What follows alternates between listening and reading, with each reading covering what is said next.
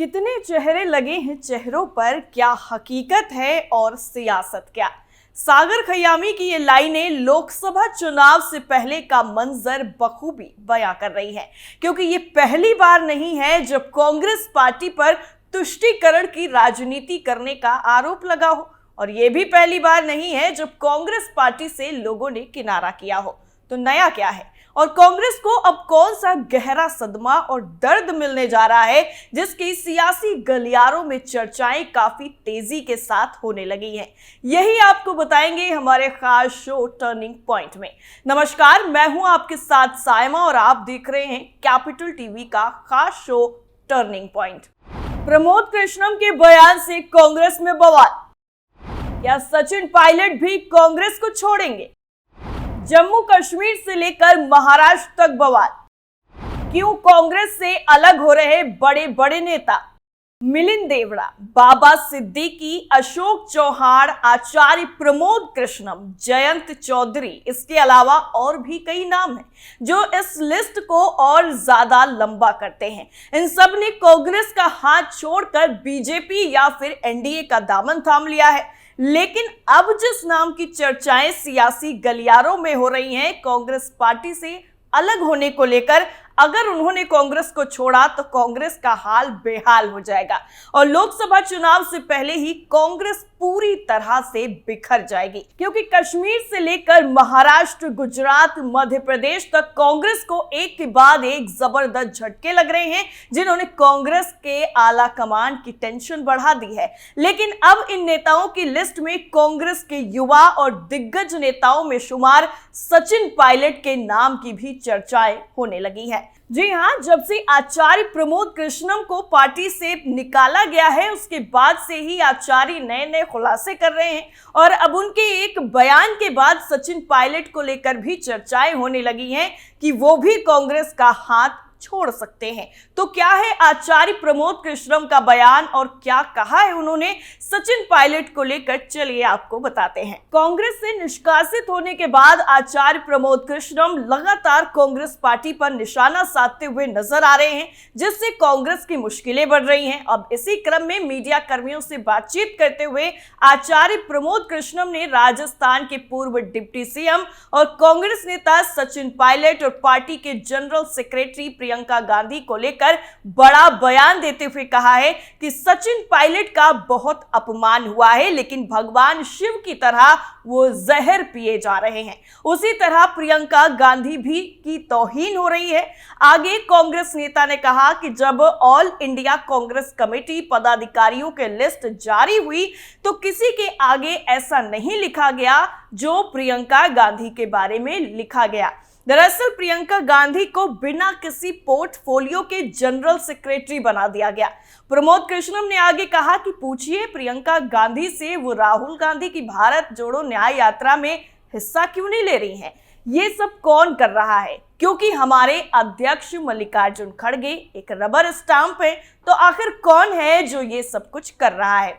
दरअसल अनुशासनहीनता और पार्टी विरोधी टिप्पणी के लिए प्रमोद कृष्णम को 6 साल के लिए कांग्रेस से निष्कासित कर दिया गया और अब उन्होंने इसको लेकर हमला बोला है। उन्होंने कहा है कि जब मैं 16 या 17 साल का था, मैंने राजीव गांधी को अपने शब्द दिए थे कि मैं उनके साथ खड़ा रहूंगा।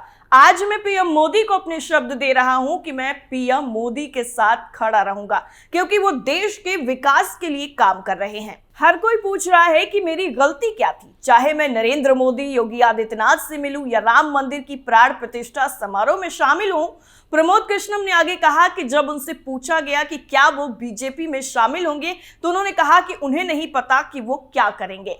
प्रमोद कृष्णम ने कहा है कि मुझे भगवान पर भरोसा है, भगवान मुझे जहां ले जाएंगे मैं वहां जाऊंगा। मैं मोदी जी के साथ हूं क्योंकि वो देश के साथ हैं। भाजपा के राष्ट्रीय प्रवक्ता शहजाद पूनावाला ने इस पूरे मामले पर कहा है कि प्रमोद कृष्णम को प्रियंका वाड्रा का जोरदार बचाव करने के कारण राहुल गांधी का गुस्सा झेलना पड़ा। कांग्रेस अब प्रियंका के सहयोगियों को भी बर्दाश्त नहीं कर सकती।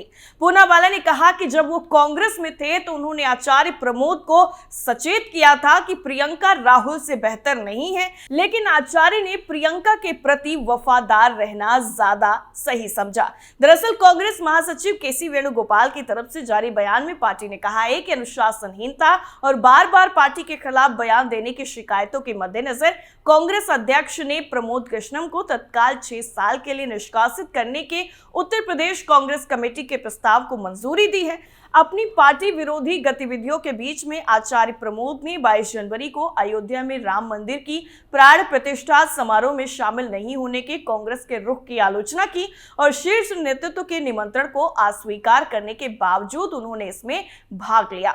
निष्कासन पर उन्होंने कहा कि उन्हें खुशी है कि पार्टी ने उन्हें मुक्त कर दिया। ये आचार्य प्रमोद कृष्णम का कहना है। आगे उन्होंने कहा कि मैं चाहता हूं कि कांग्रेस पार्टी मुझे 6 साल की बजाय 14 साल के लिए निष्कासित कर दे। भगवान राम को भी 14 साल के लिए निष्कासित किया गया था। एक तरफ तो आचार्य प्रमोद कृष्णम को पार्टी से निकालने के बाद कांग्रेस कहीं न कहीं पछता जरूर रही होगी और उनके बयान के बाद सचिन पायलट की भी चर्चाएं होने लग गई हैं कि कब वो कांग्रेस में रहकर भगवान शिव की तरह जहर पी रहे हैं, तो क्या वो अब कांग्रेस से मुक्ति पाने का रास्ता भी ढूंढ पाएंगे। इतना ही नहीं, एक तरफ तो सचिन पायलट को लेकर चर्चाएं जोरों शोरों के साथ हो रही हैं, तो वहीं दूसरी तरफ जम्मू कश्मीर में भी बीजेपी का कुनबा बढ़ता नजर आ रहा है और कांग्रेस को जोरदार झटका भी लग रहा है। जम्मू कश्मीर में जैसे जैसे चुनाव की तारीख नजदीक आ रही है, ठीक वैसे वैसे राजनीति भी करवट बदल रही है। इसी कड़ी में नेशनल कॉन्फ्रेंस की पूर्व एमएलसी रही और कश्मीर की बड़ी महिला नेता शहनाज गनई ने दिल्ली में भाजपा के केंद्रीय कार्यालय में पार्टी का दामन थाम लिया। जम्मू कश्मीर के चुनाव प्रभारी और भाजपा के वरिष्ठ नेता तरुण चुग और केंद्रीय राज्य मंत्री जितेंद्र सिंह की मौजूदगी में उन्होंने पार्टी की सदस्यता ली। तरुण चुग ने कहा है कि जम्मू कश्मीर की राजनीति के लिए बड़ा दिन रहा। गुलाम अहमद गनई ने सरकार भी समेटी और वहां जम्मू कश्मीर को भी समेटा। उनकी बेटी शहनाज गनई जो पूर्व में विधायक और एमएलसी रही हैं, उन्होंने गुज्जर बकरवाल समुदाय के लिए बहुत संघर्ष किया है। चुग ने कहा है कि पीएम मोदी के नेतृत्व में घाटी में 100 से ज्यादा कानून लोगों के विकास के लिए लागू हुए हैं। जम्मू कश्मीर पहले टेररिज्म के लिए जाना जाता था, जो अब टूरिज्म के लिए जाना जाता है। जितेंद्र सिंह ने यह भी कहा कि पीएम मोदी के नेतृत्व में भारत विकसित यात्रा पर निकल पड़ा है। प्रधानमंत्री के नेतृत्व में घाटी के साथ ही पूरे इलाके में महिला से संबंधित कई कानून लागू हुए जो पहले नहीं थे। 370 धारा की एवज में कई कानून जम्मू कश्मीर में लागू नहीं थे। पूर्व एमएलसी शहनाज ने कहा है कि पिछले 10 सालों में जो पीएम ने काम किया है, मैं उससे बहुत प्रभावित हूं। जम्मू कश्मीर के हर वर्ग के लिए इस सरकार ने काम किया है। यहाँ पर हर इलाका विकास की तरफ बढ़ता हुआ दिखाई दे रहा है। कश्मीर में जो आज शांति है, ये सब मोदी सरकार की वजह से है। हर वर्ग और महिलाओं के लिए काम हो रहा है। बजट सत्र में जम्मू कश्मीर के लिए कई बड़े फैसले भी लिए गए। निकाय चुनाव में ओबीसी आरक्षण पास हुआ। महिलाओं को 33% आरक्षण दिया गया।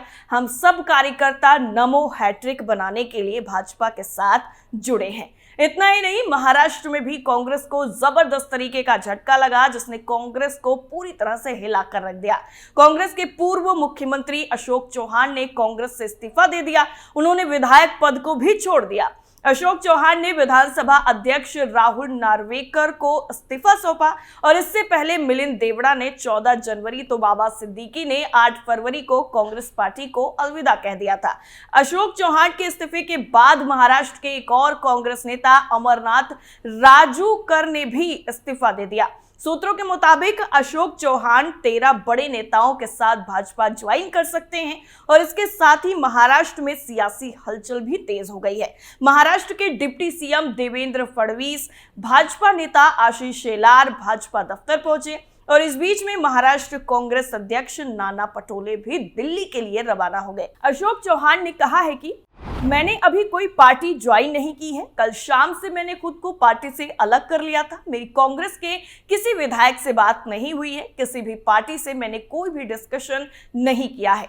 पार्टी छोड़ने का मेरा खुद का फैसला है। मेरी किसी से कोई शिकायत नहीं है।